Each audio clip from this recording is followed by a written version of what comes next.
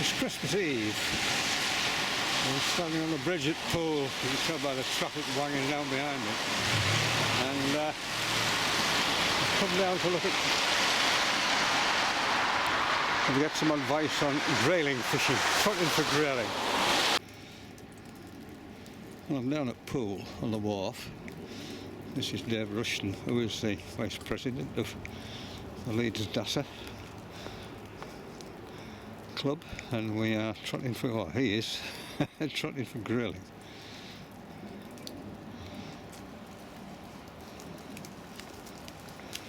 And that's a 13-foot float fishing rod, Proteus float fishing rod.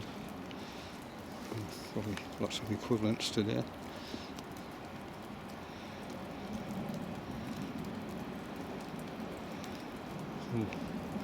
The water's about, what, 3 feet deep, and he's fishing a 4BB stick float.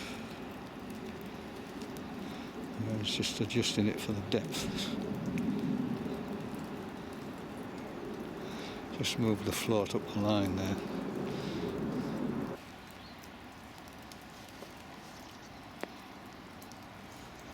Just fishing it down the inside. It's a little bit shallow. Just down towards that bush there. Just holding it back because it's catching the bottom.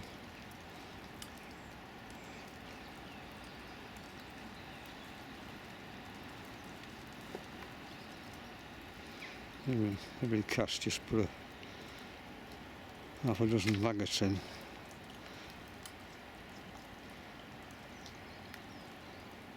Just come down another chap, Selwyn, fishing here, and he's fishing with a Trilogy X match rod. It's 17 feet long. You can just see the end of it if you've got eyes like mine.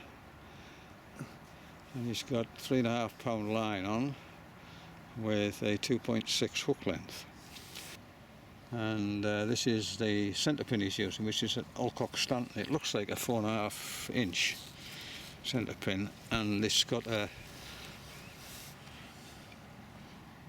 reasonably wide arbor there.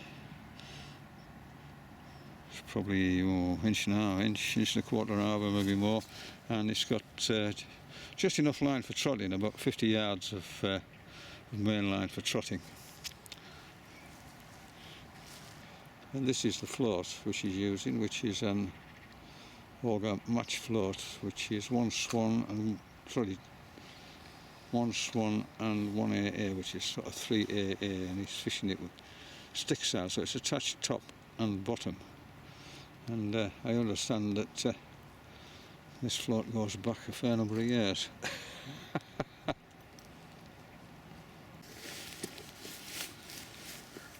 About 3 feet below the float is this bulk shot. There are 7, I think they're BBs, are they? Yes. There are 7 BBs there, and then we come further down. They're number 9s. Styles. That's interesting. Just 2, or is Yeah. it?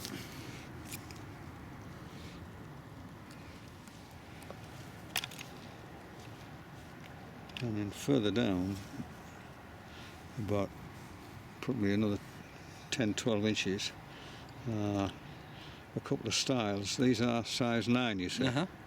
Size 9 styles, which are sort of cylindrical rather than round. And then a touch below that is the nut, where the hook length. Yeah. So you're fishing, what size line is that then? That's 3.5. No, what size Yeah, line? 3.5.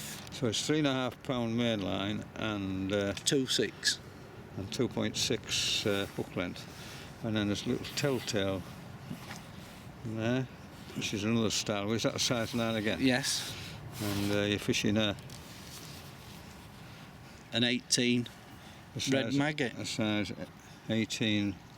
Just hold it steady. a size 18 red maggot wood. It's got that sort of pink look about it. Yeah. So there you can see the line coming off the centre pin. He's just controlling it with his thumb. As the float goes down the swim without interruption. Just stopped it there. It's just now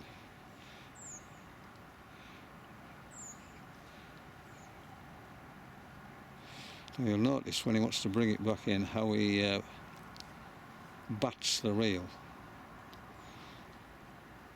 If you try and wind it in with handles, it takes ages. But if you watch how he bats it when it comes back in to bring it, watch how he bats it to bring it back in. Still continuing down there.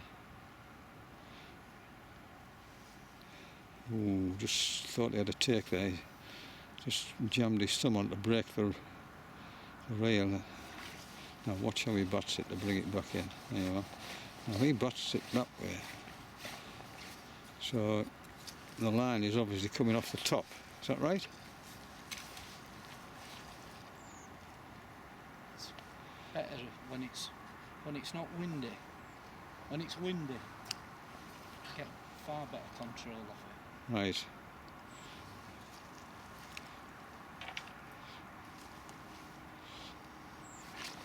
So just had another cast. A few more maggots going in. And the float now is just trundling down the river. So just have a look at this again. Notice that thumb hovering. Ooh. He's just batting it back in for another cast. Just check the maggots. They're very quick grayling, and soon have them off. Even with a 17-foot rod, it's very difficult to, especially that when you get near the bottom of the bottom of the length and you've got a fair amount of line out. It's very difficult to hit them.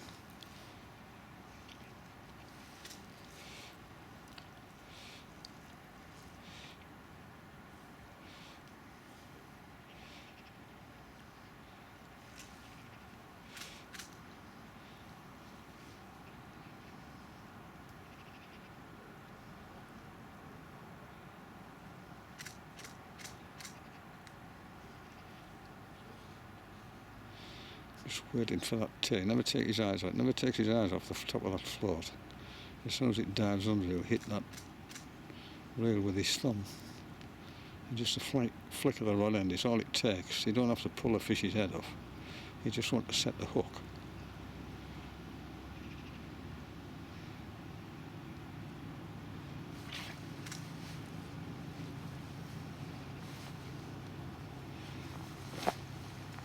A few more maggots, bringing the float back in. Does your hand get sore after a day doing that? No. You get blisters? No, seriously. No. I have them with no handles on. A Yeah. proper batting reel. You know, so the handles can be off it. And it's they're knurled round the edge. Yeah, I've got a Leeds reel, Yes. but it's knurled.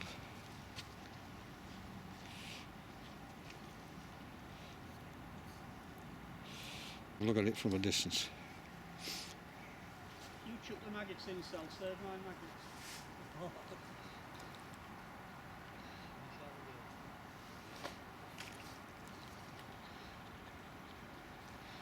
It's a grey day, but at least the rain has stopped.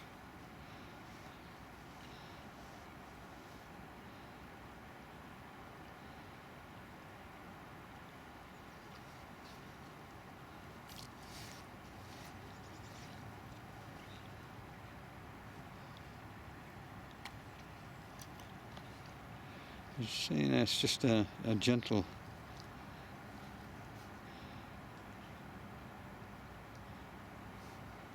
undercast.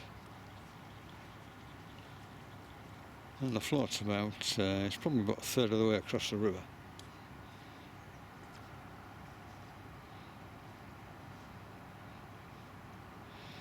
A picture of concentration.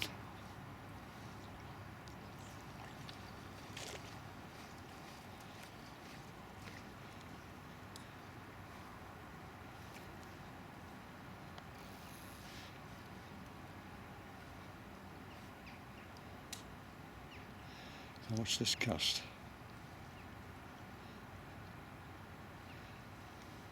It's fresh maggot on.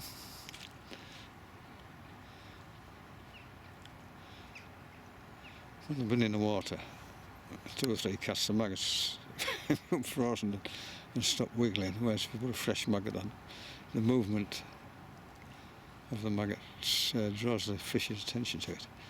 Now he holds the, see, it's just a quick underarm flick.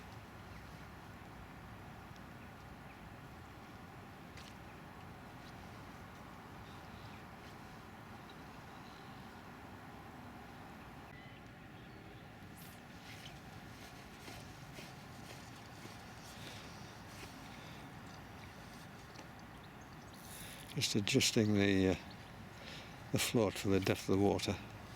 Now, again, just an underarm flick. Ah.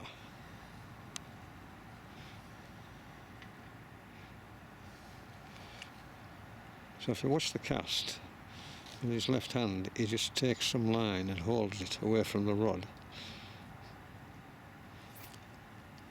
And when he flicks out, he releases that.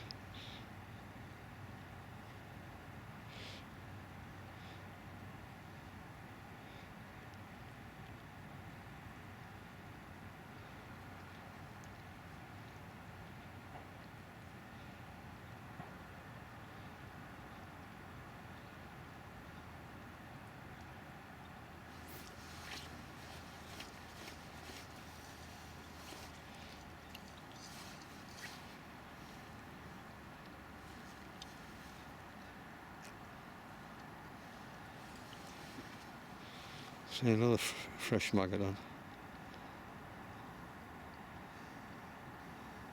Double maggot is fishing.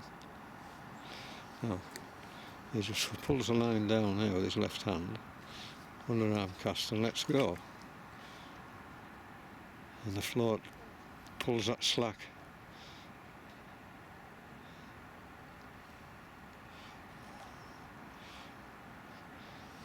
We'll have a look at it again in a minute.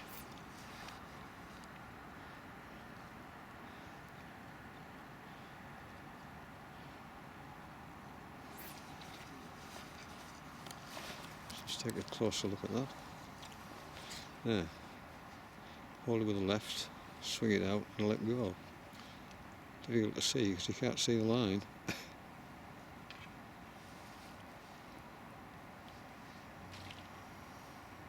So someone's going to explain this Wallace cast, which is a sort of mystery to most of us. So you pull on the with your left hand if you're right-handed. If you're left, you put some spring in the rod. Yes. So you just bend the rod a little bit like that, pull it back, And then hold the rail with your thumb. Yeah. And you want to be able to flick it as well. Right. So So it's like basically that's the right. that's I'm with what you. it's like. I'm with you. There. It's all. Here we go. So put a little bit of spring in the rod tip, hold the rail with a thumb, but be prepared to push it round as soon as you release the main line. So there we are, And basically that's it. and that's it. This reel ain't specifically designed for it. It's a bit too heavy. Right. Lighter reels a lot better Okay. because, like an aerial match, a lot nicer. Yeah. You know, with the spokes in. But this one, they are quite chunky and heavy. Yeah. And Difficult to push it you round. need a real big float to. Oh, yeah. Yeah. So useful to know. Yeah. That's it. Well, we've got something on. See the bend in that great big rod there.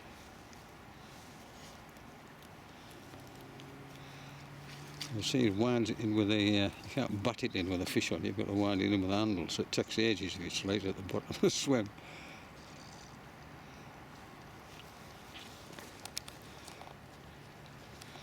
There's the float just coming in above the bush. Looks like a good one, Sal. I'm not sure. I think it might be that from the pike.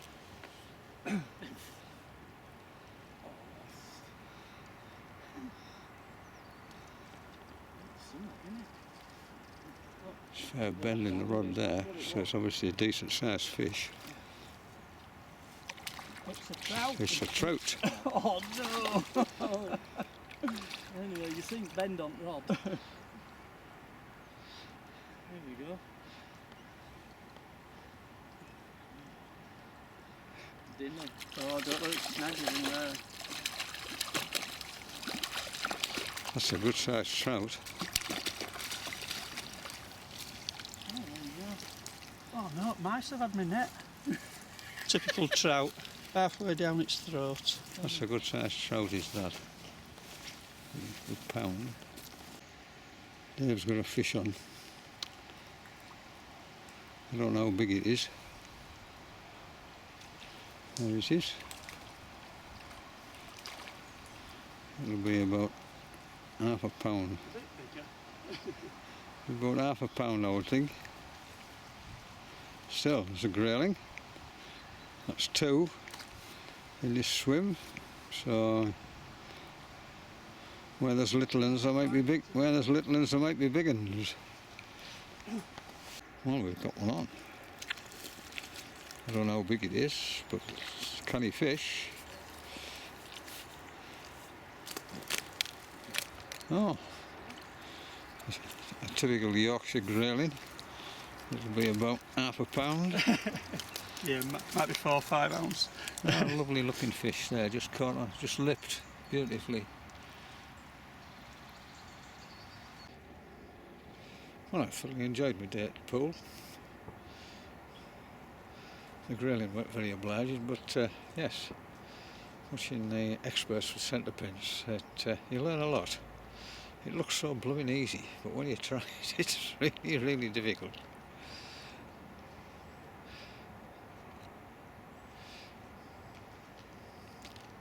Anyway, we'll see you again. Take care. Bye bye.